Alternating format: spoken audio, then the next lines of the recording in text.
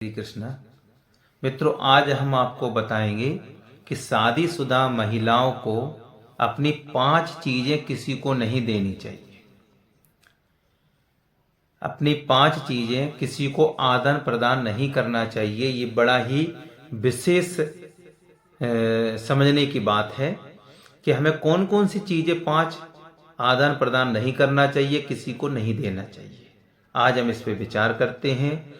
तो सबसे पहले हम जानते हैं ऐसी कौन सी 5 चीजें हैं जिसको नहीं देना चाहिए, क्योंकि 5 चीजों को देने से हमारे दाम्पत्य जीवन में बड़ी कठिनाइयां उत्पन्न हो जाती हैं।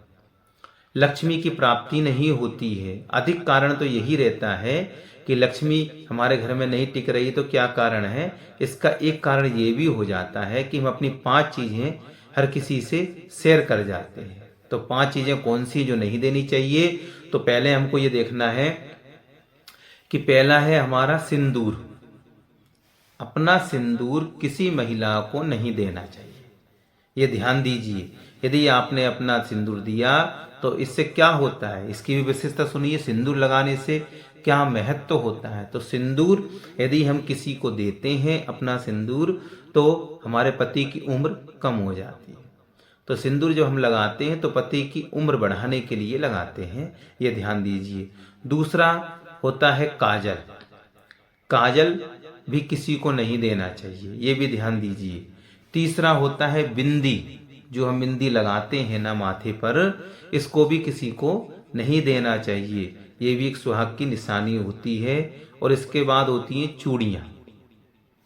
चूड़ियाँ भी हमें किसी को नहीं देनी चाहिए। तो आपने देखा कि इसके बाद होती है पायल। पायल भी किसी को नहीं देना चाहिए अपनी। तो पहला नंबर का क्या हो गया? आपने देखा सिंदूर, पहला नंबर सिंदूर। और दूसरा नंबर हो गया आपका क्या? काजल।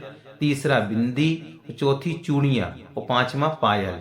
ये 5 चीजें किसी को भी आदान प्रदान नहीं करना चाहिए। ये ध्यान दीजिए। अब आप ये समझिए कि 16 श्रृंगार होता है और 16 श्रृंगार का महत्व इसी में छुपा हुआ है। कैसा? बोले सिंदूर। तो सिंदूर से अभी आपने देखा कि इससे क्या होता है कि पति की उम्र बढ़ती है। सवेरे स्नान के बाद हमें दाहिने हाथ से ही, सीधे हाथ से जिसे कहते हैं राइट हैंड से ही हमें सिंदूर लगाना है। और जब हम सोते हैं तो सिंदूर को पोंछ देना चाहिए सोने से पहले, रात्रि में। ये ध्यान देखना चाहिए। दूसरा होता है बिंदी। बिंदी कहाँ लगाते हैं? माथे पर। तो ये बिंदी लगाने से जो आज्ञा चक्र है वह मजबूत हो जाता है। जब यह आज्ञा चक्र मजबूत हो जाता है तो निश्चित रूप से हमें फल की प्राप्ति होती है। लेकिन ये ध्यान दीजिए कि जो बिंदी है वह लाल बिंदी ही ज्यादातर लगाया जाना चाहिए। काली बिंदी तो एक नज़र को, दोष को हटाने के लिए होती है। इसलिए हमेशा ध्यान रखें कि हमें लाल गोल बिंदी ही लगाना है। जो लाल बिंदी लगाने से क्या होता है? शुभ कारक होता है ये ध्यान दीजिए। और क्या बिंदी लगती तो ये आज्ञा चक्र को सक्रिय करती है। जब बिंदी लगाते, बिंदी का मतलब यही होता है, ये हमारा आज्ञा चक्र होता है। तो यहाँ ये हमारे सक्रिय करती है हमको। तो अब इसके बाद है काजल। काजल किसी से शेयर नहीं करना चाहिए। काजल भी कौन सा लगाना चाहिए, इसमें बड़ी विशेषता है। यदि घी से बना हुआ काजल है तो आप उसे लगाएंगे तो बड़ा ही शुभ कारक माना जाता है। इसलिए जब भी हम काजल लगाएं तो घी से बना हुआ काजल लगाएं, यह शुभ माना जाता है। इसके बाद है नथ। नथ जो है वो टूटी कभी नहीं पहनना चाहिए।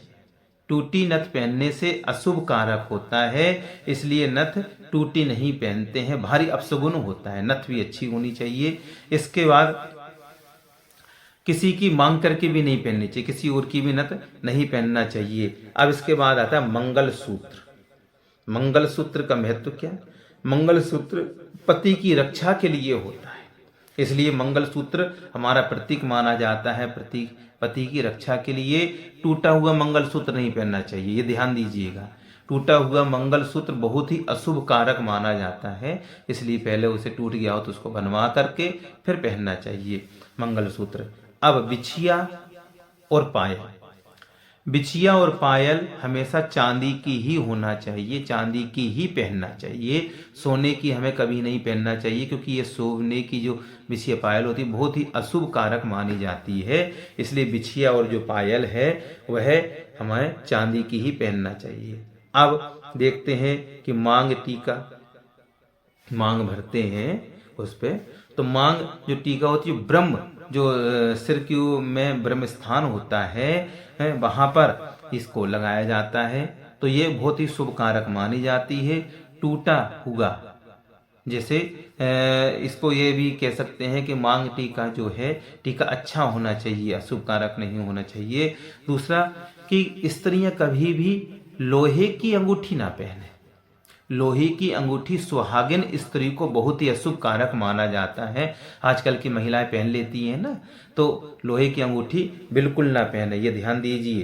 क्योंकि हिंदी जो है हिंदू धर्म है, हिंदू धर्म में शादीशुदा महिलाओं को हाथ में चूड़ियां पहनना ही चाहिए। हाथ में चूड़ी यदि हिंदू महिला में नहीं होती है, ये बड़ा भारी अपशगुन को माना जाता है। ये श्रृंगार जो होता है अधूरा ही माना जाता है। यदि महिला, शादीशुदा महिला यदि चूड़ी नहीं पहनती है तो 16 श्रृंगार में अशुभ ही माना जाता है। जब ये 16 श्रृंगार शुद्ध मन से धारण करते हैं तो निश्चित रूप से हमारा दाम्पत्य जीवन अच्छा रहता है, लक्ष्मी जी का वास होता है और पति की उम्र भी बढ़ती है। तो आशा करता हूँ ये वीडियो आपको बहुत ही अच्छा लगा होगा, इस पे आप ध्यान दीजिए। जय श्री कृष्ण।